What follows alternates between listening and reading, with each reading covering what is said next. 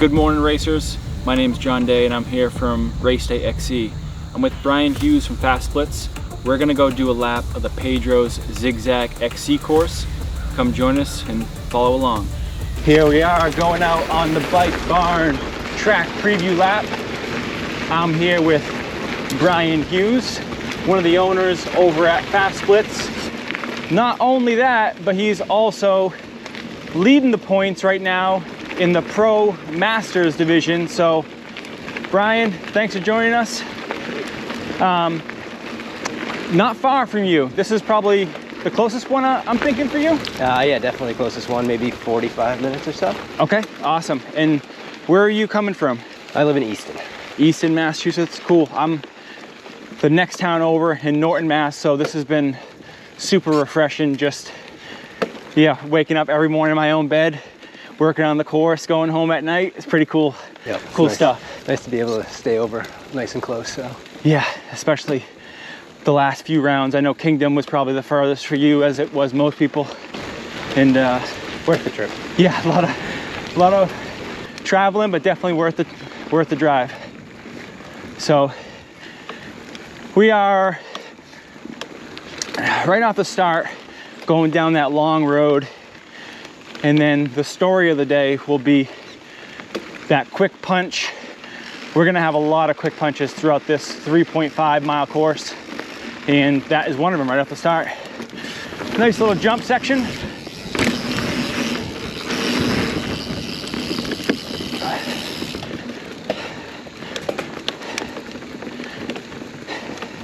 So the way I feel about this course is this area closest to the start, a lot of man-made stuff, a lot of jumps in Cannondale corridor, and then the other half that we'll get to soon, a lot of old school styled trail riding.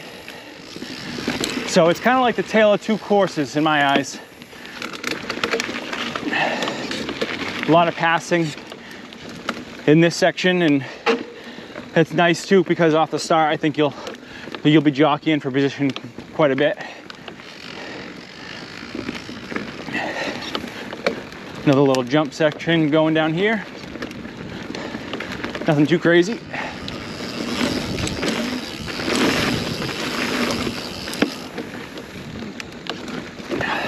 So Brian, first time I rode with you or came across your name, you and I were battling for, I want to say, second place over at the Landmine. Oh yeah, XC event. Ago. Yeah, and I mean that's one of the bigger events, especially here in Massachusetts. And I'll wait till I get to the bottom of this descent. Whew.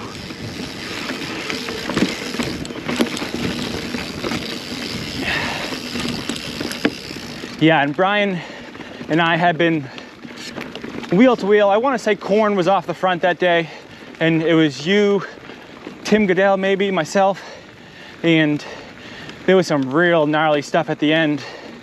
And I hadn't ridden with you, I hadn't raced with you for whatever reason. We hadn't crossed paths, but one thing I remember that day was just being shocked at how well of a bike handler you were when that stuff got really gnarly towards the end.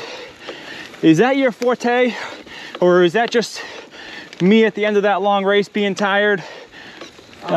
What's your background like, and what do you like to race? Yeah, I would say the more technical it is, the better I am. Okay. It hides my current lack of fitness over the last 10 years. Yeah, I come from a moto background. Okay. A very mid-pack C level. Gotcha. So seeing lines and technical stuff is a lot easier than I think for me than a lot of people. Right on. Yeah, it's funny how many, that's definitely a common story here on in the XC world. More than I had thought so anyways. But the more and more I chat with people, a lot of backgrounds coming from moto and definitely other sports too, but pretty cool stuff. So you got a couple wins on the season in that master's class I'm taking it, those ones are your favorite courses, or do you have a course so far that you've enjoyed? Or you know, I really like that Muddy Thunder course. yeah, that was gnarly. But yeah, I like the blend that you've been able to do with mixing in some man-made stuff with some natural New England technical. Obviously lots and lots of climbing. Yeah. So definitely been a climbing year, especially that middle stretch with a lot of those ski resorts. This one, I haven't seen the power file or the file on paper yet, but I would bet it would probably be the least amount of climbing we have. But we'll see, because as I mentioned to you during our pre-ride, yeah, it's not at a ski resort, but you're never really just sitting flat the entire time. So I think a lot of these 5-10 second punches will add up over the especially over a course of an hour and a half, we just keep punching. Right. But definitely no long sustained climbs here. So that is a nice change up from the last few in the mountains. But it definitely set up for myself, at least, for going to nationals this year for the first time in a long time. You know, definitely was well prepared. Super cool, man. So tell us about that. What kind of nationals did you do this year? So I did XCO nationals. Okay. In Virginia. Right on. Yeah, and for the last several years, I haven't decided to want to go because I didn't want to travel, you know, to New Jersey to try to get any points. So yeah. Or farther. So when you opened up the series and made it USA Cycling, I was like, oh, this is my time. Heck yeah, man. So yeah, it's great.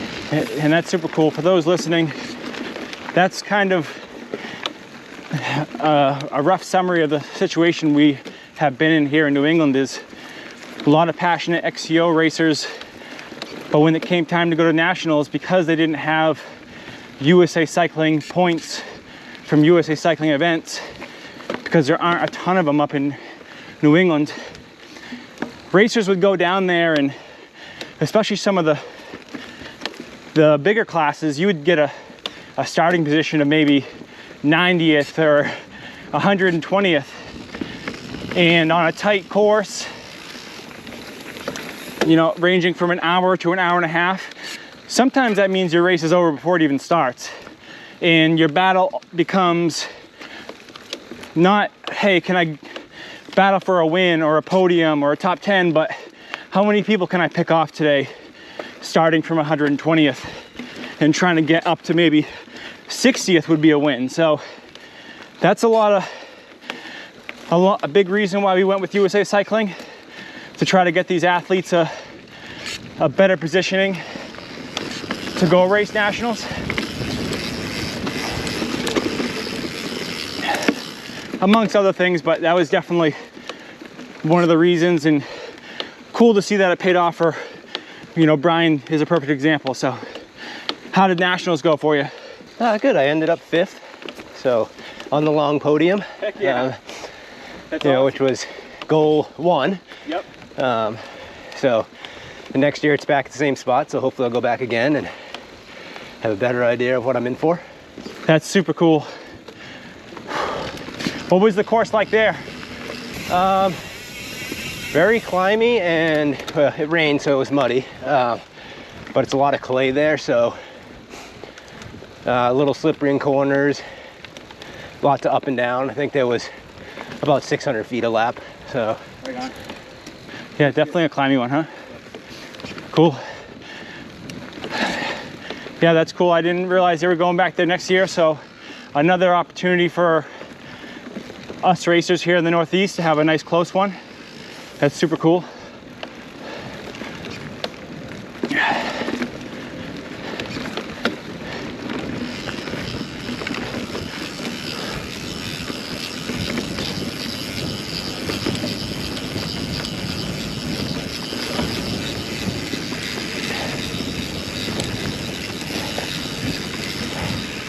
So this middle half I was talking about, that I describe as kind of old school XC racing. A lot of pines, a little bit of rocks, a little bit of roots. I don't know if Brian really agreed with me or not, but when I've been describing it to my friends, they've been asking what this course is like. I would say this middle half reminds me of Massasoit. It's, I know, not quite as maybe rooty as Massasoit, but a lot of that southeastern pine type trail, and yeah, it's, I think, blended well with the other half of machine-made type obstacles. But when setting up your bike, I would say tire-wise and suspension-wise, I think Massasoit is a good race to compare. I definitely agree. On this middle section, it's a lot like it right here. Sure. You know, lots of roots, lots of that pine coverage. Speaking of which, Brian, what kind of bike you on? And tell us a little bit about the suspension setup, tire setup, what you're going with. So I am on a Scott Spark RC. It's got 120 mil of travel. I run pretty much Aspens everywhere. Okay, So cool. I like to roll slippery. Okay, and that's their 2.4? Yep, 2.4 maxes. Okay. I'm too lazy to change tires for conditions. It's a key factor as well. So, and I'd rather slide through corners than not. Yeah, I gotta say, out of, not that I've polled a bunch of riders, but if there's one repeating tire that I hear riders stick with, it's that Aspen combo. It seems like a lot of racers have just gotten used to it and enjoy it, and they just stick with it. Yeah. I've personally never tried it, but can't help but see a lot of the success that the domestic pros are also having on those tires too, so must be something good about it. It just rolls pretty fast. So. Yeah, correct me if I'm wrong too, but the volume on it looks like it would be nice for New England too. Yeah, it's got a pretty solid sidewall too. So.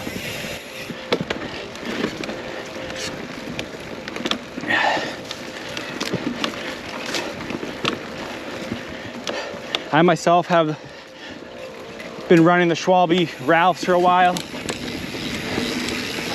but I never like to compare really, because naturally I'm not racing the race day XC events, and I feel like the race day XC events, bike handling really matters compared to some of the events I've been doing, and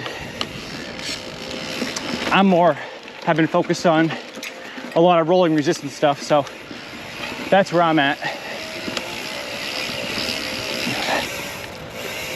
Yeah, I've ridden the Ralph Ron combo before, and I like that also. A little bit of tighter single track stuff right here.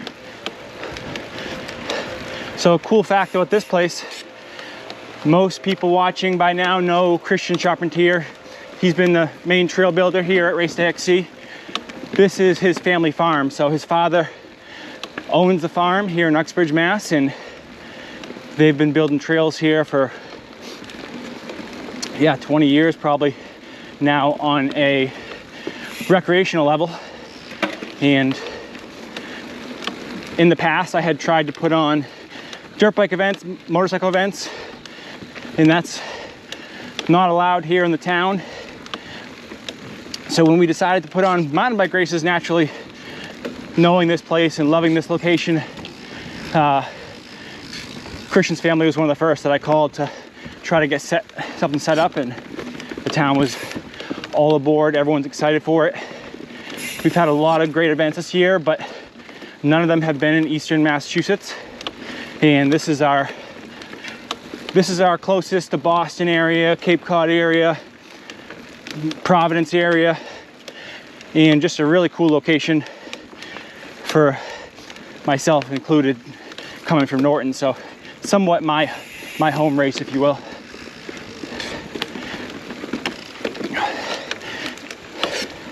So Brian, you're one of the owners over at fast splits. You said you had bike fittings today to head to after this? Yeah, I'm on my way to catch up with a lot of bike fittings, and we do mostly road and triathlon. Okay, right on.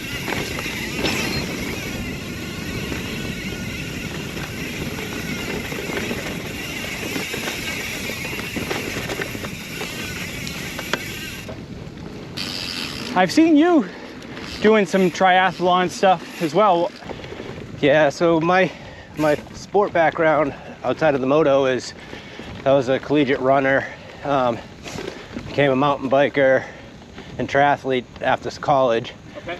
I raced professionally in both of those for about 10 years, all around. And so every once in a while I jump back into triathlon. This year we went over and did Alpe d'Huez triathlon in France.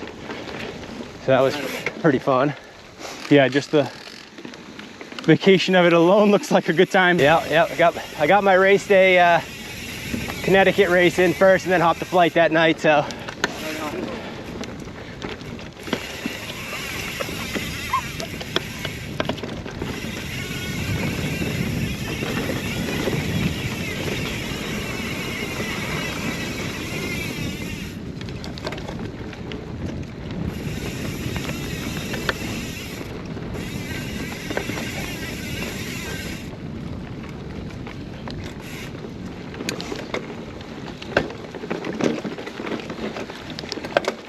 There's a lot of places to pass out here. It's nice. Got a lot of line choices. Yeah, good point. Definitely a key feature, and one that we've been trying to keep in mind all year is just opportunities to pass.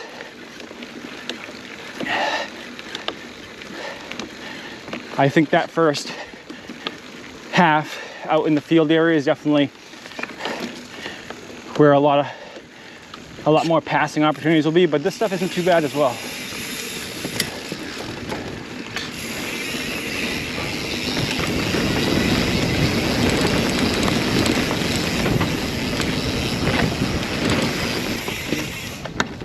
Fun screaming downhills.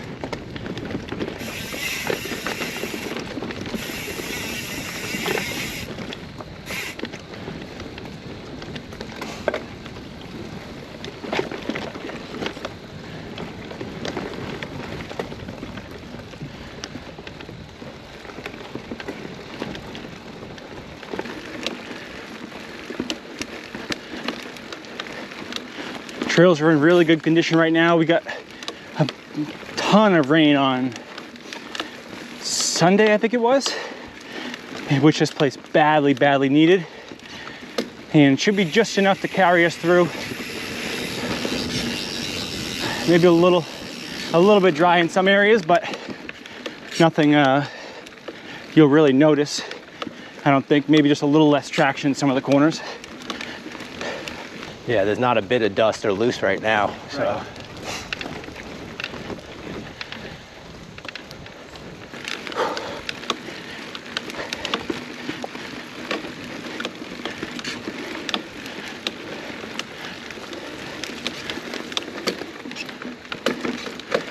All right, drop her down.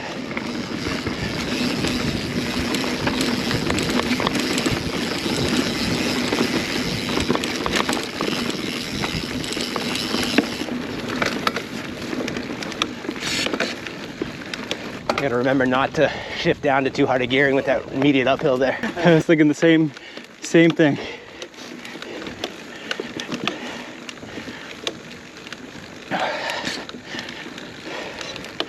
Big thanks to Derek Franklin from Earthwork Industries. He dropped by this week. He's a racer here with us at Race Day XC, and about 20 minutes away, so he came by with some of his heavy equipment and helped us make some jumps. Speaking of making jumps, Christian Charpentier out here bright and early,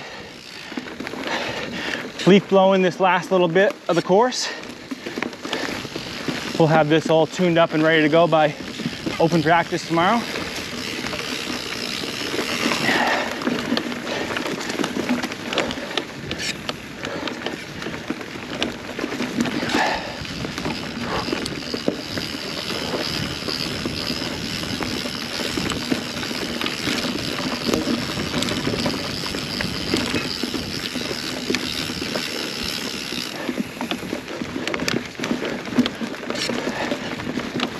We are getting closer and closer as we finish this last wood section. We're gonna pop out and hit our Dirt Church launch.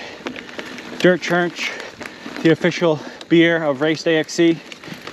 They've been sponsoring our Dirt Church launch all season long, and we've been building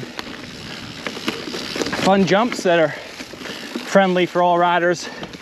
Always cool when you can get some airtime racing your bike. So big thanks to them.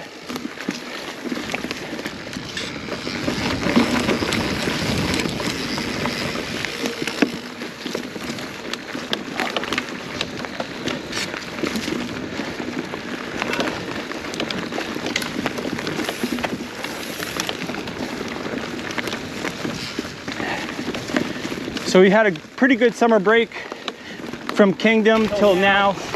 Yeah, I took the week off after Kingdom completely. I was totally fried. Really? It was hot, and I just got back from France and was maybe jet lagged, I don't know, but didn't have a great race. Had a fun time, but not a great race.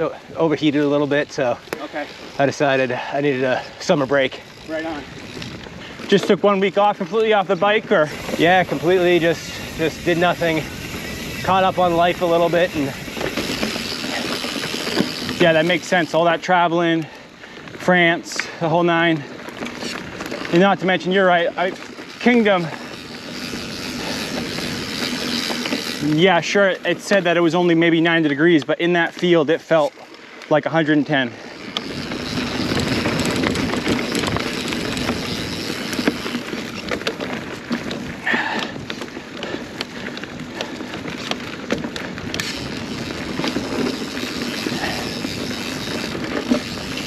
Okay, you got a sharp left right here. Another one of those 5-second punches. And then we're hitting the Dirt Church launch. Any racing for you since then, or just getting back into it? I did a gravel triathlon in Vermont last Saturday. That's the first I ever heard of that. Yeah, that's the first one I've done. Phew. That flows good. It was fun. It was hard. The bike was, beautiful Vermont gravel road, so the run was just straight up a mountain and back down. So Type 2 fun. Yeah.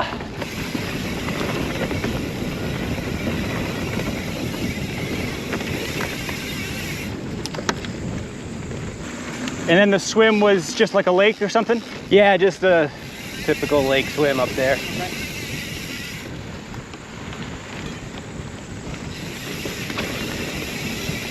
They had a bunch of, the guy that won was Chris Freeman, who's two-time cross-country Olympic skier.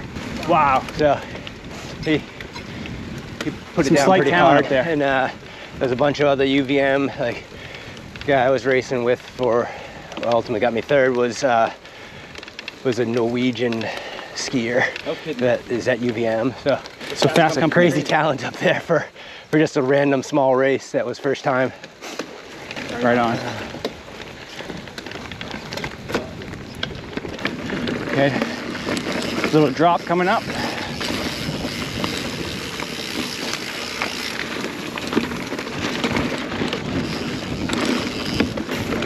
Nice little tabletop.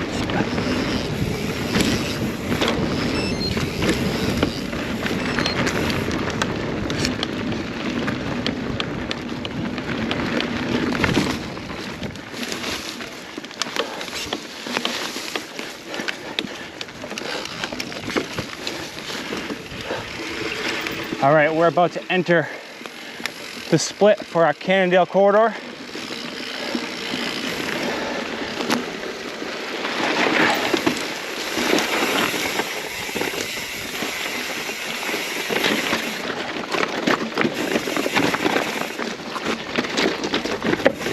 Ryan's taking that left line. Okay. So the left line's definitely smooth, comparatively. Right. Yeah, as you may have seen in the video, That Cannondale corridor has a left and a right split, and on the right, the way the crow flies is probably the shortest, but it's a little bit more technical, so you have to ace it if you want to keep it the faster of the two lines. Whereas the left line, the rocks are packed pretty nicely, and I think it'll just end up being a really good close battle. Yeah, but depending on traffic is how you have to make your decision on that. 100%. I'm sure there'll be some people off the bike in some races. So our finish line will be right here, followed right now by our feed zone will eventually be on our right on the edge of the parking lot. And we'll work our way back to the rotation engineering starting line, which will complete one lap today and finish up our bike barn track preview video with Brian Hughes of Fast Splits.